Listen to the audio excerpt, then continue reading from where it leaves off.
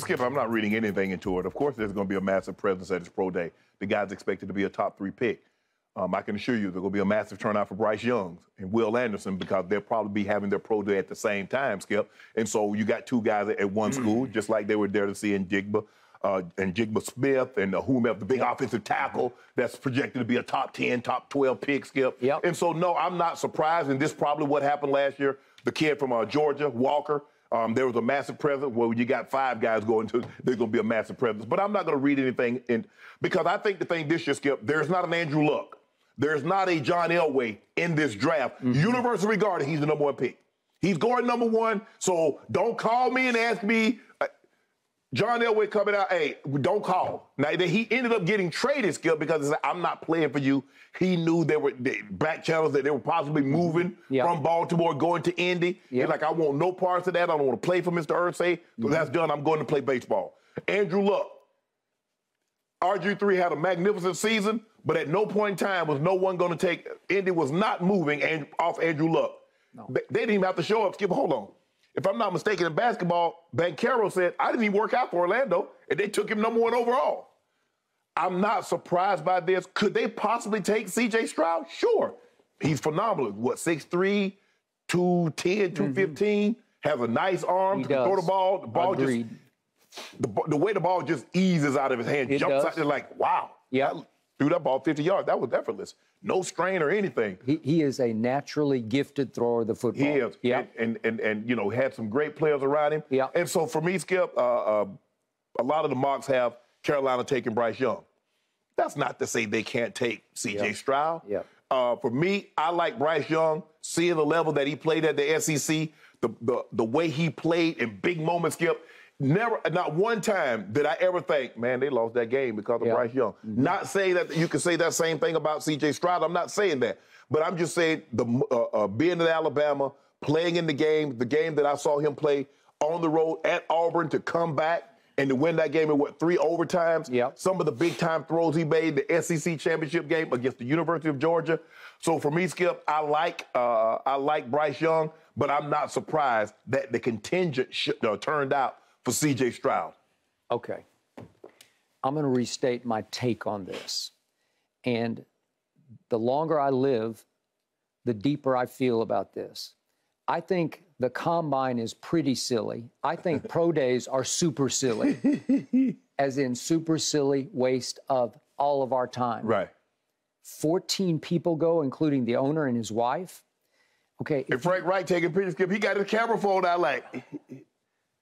Okay, look, if you want to do that for your internal team building, if you want to take everybody together and let's have a big night out or a big field trip, let's go to let's go to Columbus, Ohio on a field trip. Let's take the owner's private plane, which I'm sure they did, and let's have a big dinner. And I'm going to give you this. You do want to get a great feel for the young man. Yes. Because to me, the quarterback position is far more important than the Banchero position. Yeah. Like it's everything. It's the face of your franchise. You're making a commitment that should last. You hope it'll last for the next 15-ish years. At least maybe a decade. More, right? You need at least a decade out of it. At least a decade. I get all that. But you can do that other ways than going to a pro day. Because, look, in the end, I've been doing this for a long time, and I learned your game from some really, really smart people, starting with Tom Landry and ending with my dear friend, my late great friend, Bill Walsh. What was the first thing I learned about trying to figure out who can and can't play? Watch the tape. I'll go you one better. Watch the TV. Just watch the TV. That's all I do. I don't break down any game tape. I test off TV. If you watch them enough, if you watch Bryce Young enough on television as you did, you will conclude he's the best of this batch. Yes. He is really supremely gifted at seeing it, feeling it, and in clutch time, executing it. Right. He is a lethal thrower of the football. Got a really good arm, but more important, he's got great poise and command of the position. It's the hardest position to play in sports, but you could just see it against Georgia, as you talked about, against Auburn. What he did against Auburn just took my breath. I thought they were done. Yep. And he pulled that off with the late throws that he pulled up. Remember, the throw at the end of regulation was like, he did that? Right. whew, okay. Now, it comes down to the eye in the sky doesn't lie. No. It's either a camera, live TV, or it's a camera taping the game. Yeah. One of those two will tell you everything you need to know. Right. Do you need to get to know the kid a little bit? Well, the combine will allow you to do that because you get to have an interview session. And if you want to bring bring him to your place, bring him to your place and see how he operates in your facility. Right. How does he interact with people? Right. And more important, if you really want to do your homework, you need all of your scouting assistants, people who know people at Ohio State, who know assistant coaches and trainers and maybe even teachers. They talk to everybody. Whatever. Find out what is the mood about him. What's the behind the scenes view of C.J. Stroud? Was he always a really nice guy off camera, or did he turn into somebody else behind closed doors? Well, okay, you do need to know those things, but you can't take 14 people. He's on display. He's on his best behavior because he is trying to convince you to take him with the first pick because that would mean a little more money to him than the second or third or whatever. But plus, it's the honor of being number one. It is. It's the honor, and it's huge. It is. It's a lifetime honor. But in the end, I don't get even the combine. You're throwing against air. Nobody's covering you. Nobody is rushing you. It's all scripted. You're going to have 50, 60 throws, and they're all scripted. Right. And then I hear these breathless breakdowns of the pro day. He went right to his deeper routes, and he was great. I'll never forget the story about Alex Smith. And I liked Alex Smith, but he wasn't a great quarterback. No. And he went number one overall. Right. And obviously, Aaron Rodgers should have gone number one overall to the 49ers, which was his childhood favorite team, growing up fairly near San Francisco. Right. Okay, so what happened on Alex Smith's pro day?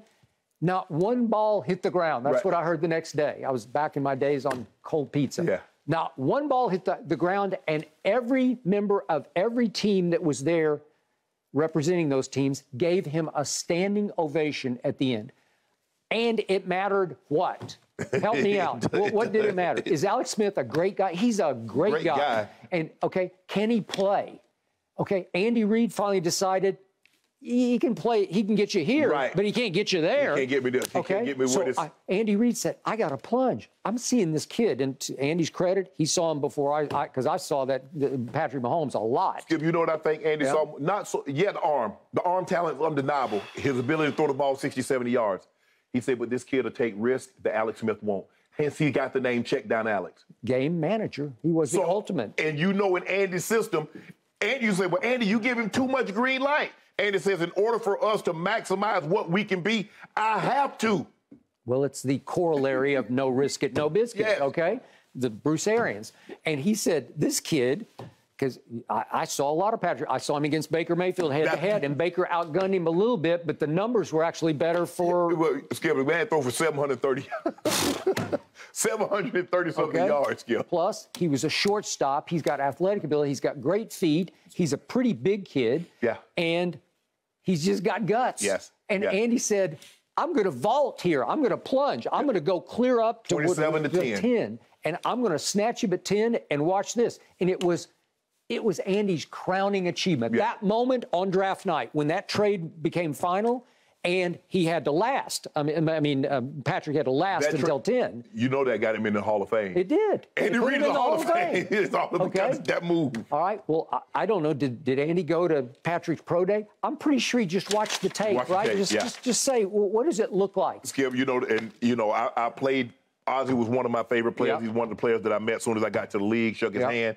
And I asked him about Ozzie Newsome, who was the GM and sort of, he was the draft master of the draft master. And I was like, man, how do you, Suggs, why you take Suggs? The dude ran 4'8", 4'9". He's like, Shannon, somebody got 20-plus sacks. Yeah. Somebody did that. I said, man, you took Ray. And he said, man, look here, cut the tape on. Yeah, he might be small, but he making all them plays. Okay, on draft day, as Emmitt Smith fell down the draft board, Jimmy Johnson said, wait a second. They didn't send 30 people to his pro day to Emmitt Smith. Emmitt Smith ran 4'6". Right. 4'6"? Well, who wants a 4'6", 40 running back? Jimmy did. Jimmy. Why? Why did he want him? I saw him. You're right. Jimmy recruited him out of but then he coached he coached games against him, Florida versus Miami, and he's on the sideline, up close and personal, and he says he can just run with the football. You can't get him on the ground. And the thing is, Skip, I was talking to Ozzy. I said, what you think about Andrew Luck? He said, man, I'm not breaking out no tape of Andrew Luck. Hell, he ain't going to be there when we pick. Okay. So what am I looking at him for? All right. Tom Brady.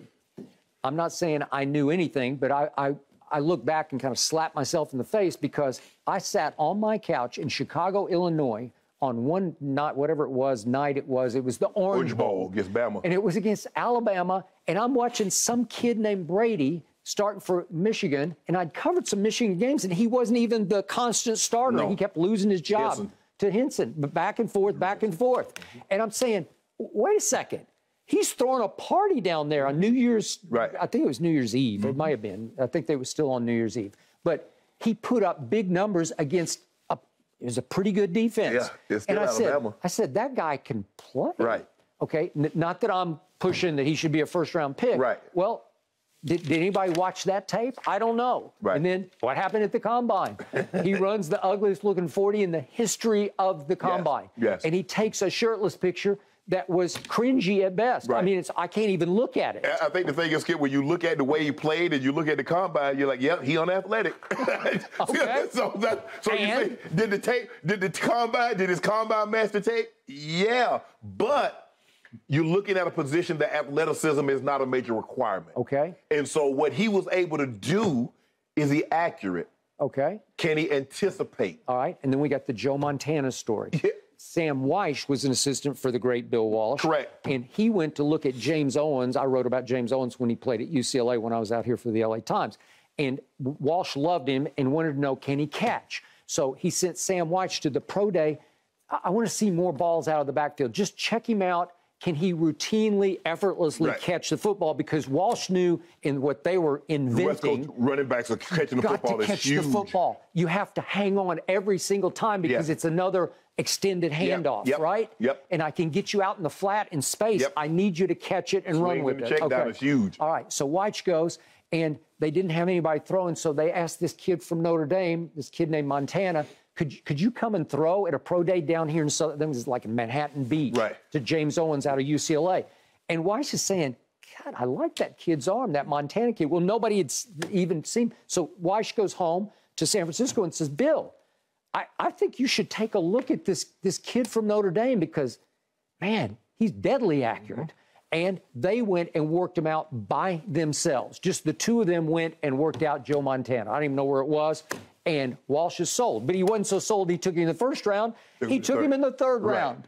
Okay, well, don't tell me that you were head over heels because if you were, you just say, hell with all you, I'm just going to take him first, And Skip, considering what he did his last game against Houston, he had the fever and he's drinking chicken, vegetable soup, or broth. I was there. And it was like wind chill of -30, and it was so cold. John Gruden was the son of one of the assistant coaches for Notre Dame that day, and it was so cold in Dallas, Texas, believe it or not, on New Year's Day, that his father wouldn't let him get off the bus. They just kept the bus. He said, it's too cold for you to be out here. And Joe nearly died at halftime and led.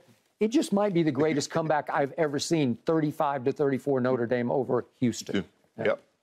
Thanks for watching, Undisputed fans. Subscribe here to get the very latest from Skip and Shannon. Plus, go watch a few segments from our other shows on FS1.